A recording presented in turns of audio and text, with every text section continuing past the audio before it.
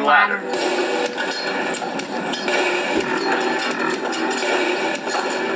Do they hook up the hoses to a fire hydrant? No, we get the water from a fire hydrant, but then we put it in a special truck called an engine or a pumper.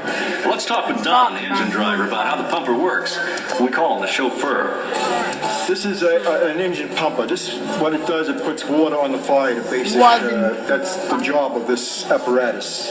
When we pull up to a fire or any kind, we'd hook up to a fire hydrant and get water inside the pumps through this here fitting right here, 4.5-inch inlet.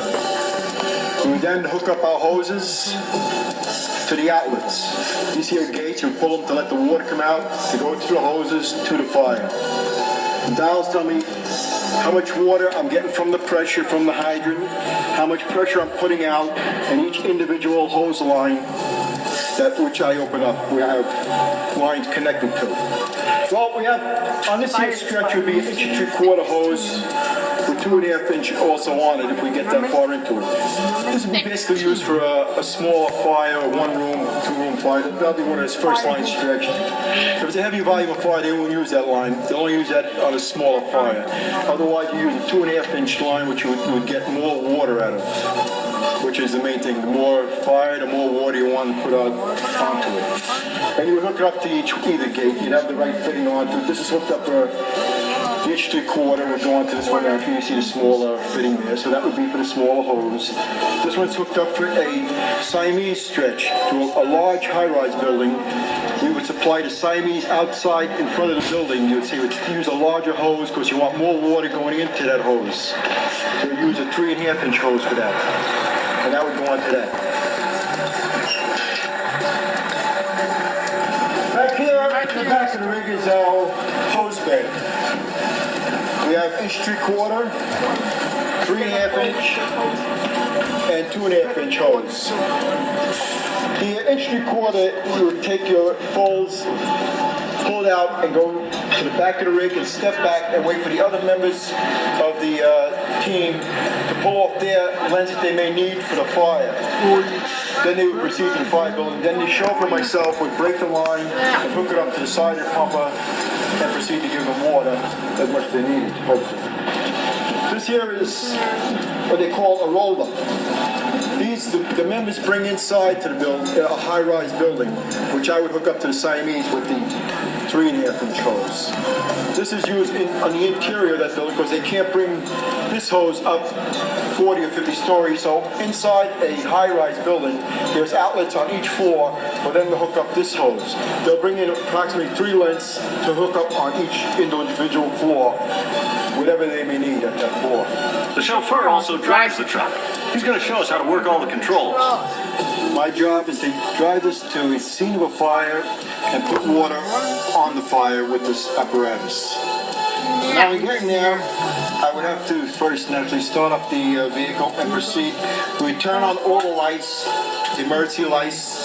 They would all be going up on top and prepared to leave quarters. All the members would get on, we'd leave quarters with all the lights responding. In here we also have a public address system to let people know that we're coming or to get out of the way.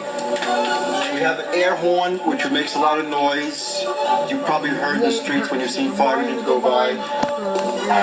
We have sirens that make many different types of noises. We have many lights that will flash on and off, so we are very colorful coming down the block. Now, there is an officer normally sits on my right-hand side. He will be in control of the whole operation going to the fire. He takes charge of the lights, the air horn, all that stuff. Because my main concern is driving there and getting there safely as quickly as possible. You know, sometimes firefighters can spend hours just waiting around the firehouse. They're always ready to go, but they never quite know just exactly when somebody's going to call for help. It can be nice and quiet, and then suddenly, there's an emergency now. Somebody's called for help, and the firefighters are jumping in action. Let's go.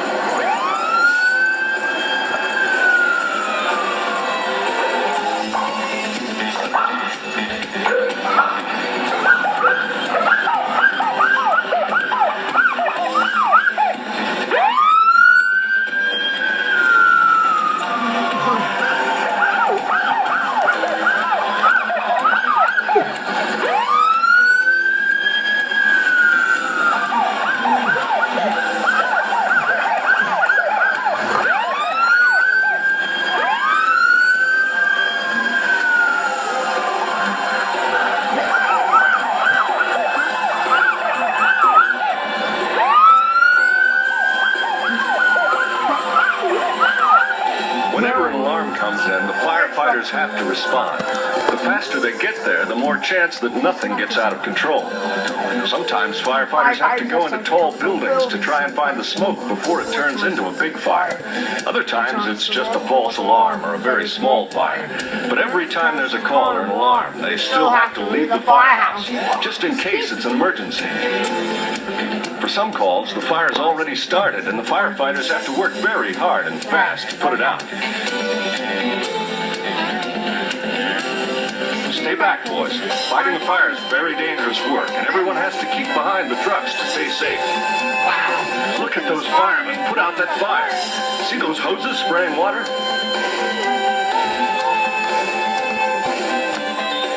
Guys, one of the most important pieces of firefighting equipment is a ladder truck.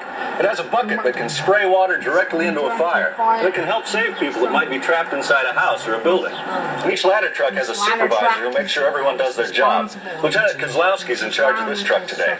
I'm the officer on duty in the ladder company today, also known as the truck company. Most firehouses have two different kinds of apparatus. One of them is an engine. An engine is equipped with hoses, and it has its own pumps. The pumps pump the water to the hose, and the hose puts the fire out. Our ladder company is a little different from that. Basically, in a nutshell, is we would do everything else but that. We bring the tools to the fire operation. Some of the tools that we have on the truck you've already seen today. We have torches to cut things open. We have hand tools to break things if necessary.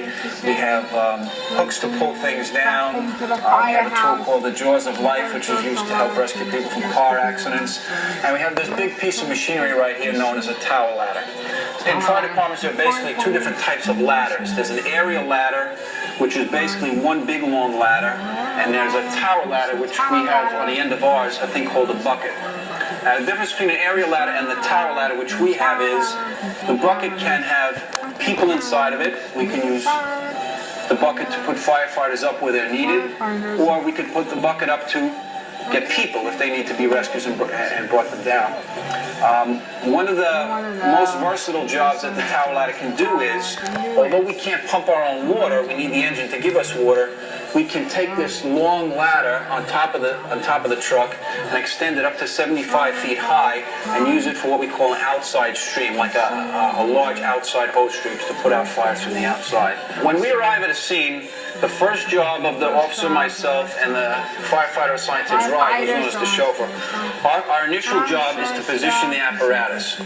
Once the apparatus itself is in position, the firefighter, who's the chauffeur, assisted by one other member of the firefighter, usually the man assigned to the outside vent position, they will come around and on all four corners of the truck, two in the front and two in the very back, there are four stabilizers called jacks. The jacks actually come down out of their supports, go down, and actually contact the ground and push the ladder up somewhat, push the whole apparatus up off the ground. There are also two large, what they call outriggers, which are positioned right there, a thing that looks like a big foot. And when a switch is engaged, a hydraulic switch, that stabilizer will come down and also contact the ground and pick the ladder up off the ground. And the reason why it has to be done is the whole truck literally has to be off the ground by, a few inches to stabilize the whole apparatus so that you can use the bucket at an elevated height.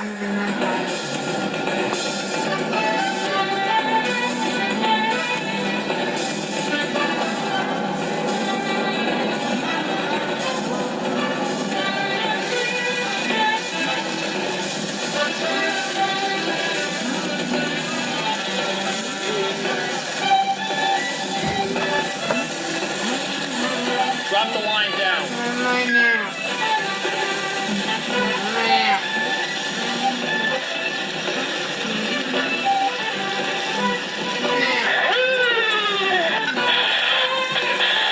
The primary job of a ladder company is to save life. The primary job of the engine company is to put the fire out, and our primary function is to save life. So either by firefighters on foot going in the building, up the stairs, and going to where the person is and rescuing them that way, or by raising the ladder or the bucket, depending on the apparatus that's there, getting the ladder right to their position from the outside and removing them and bringing them down to safety.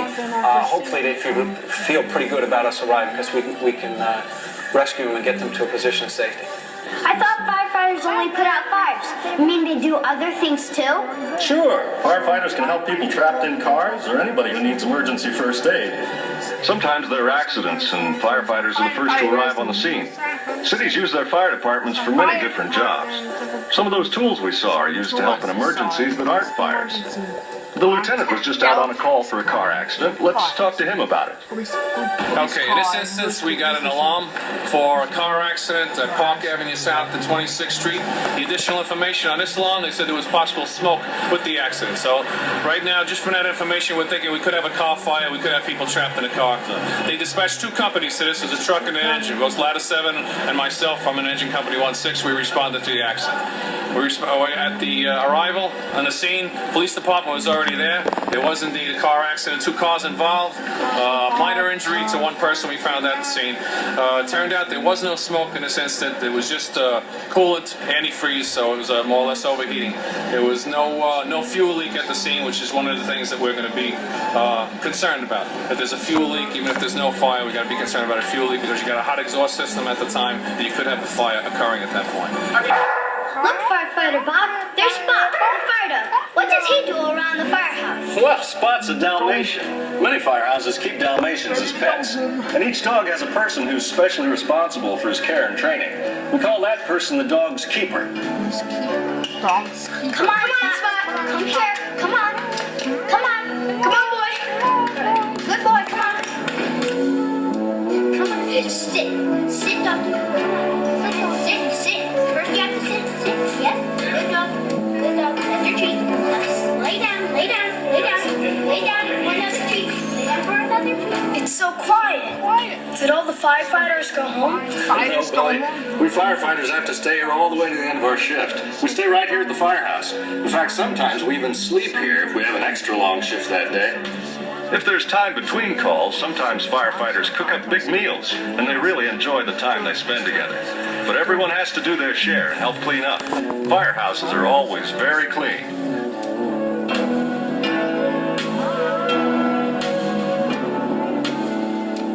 Sometimes the firefighters watch training programs to educate themselves and help them do their jobs better. But no matter what they're doing, if that call comes in, they all have to get up and go right away. That was great, firefighter Bob. We ought to be firemen. What can we do? Well, you're both still a little young yet. But in a few years, who knows? We've learned a lot here today, but now it's time to say goodbye. Hey, look, here goes some of our firefighters off on another job.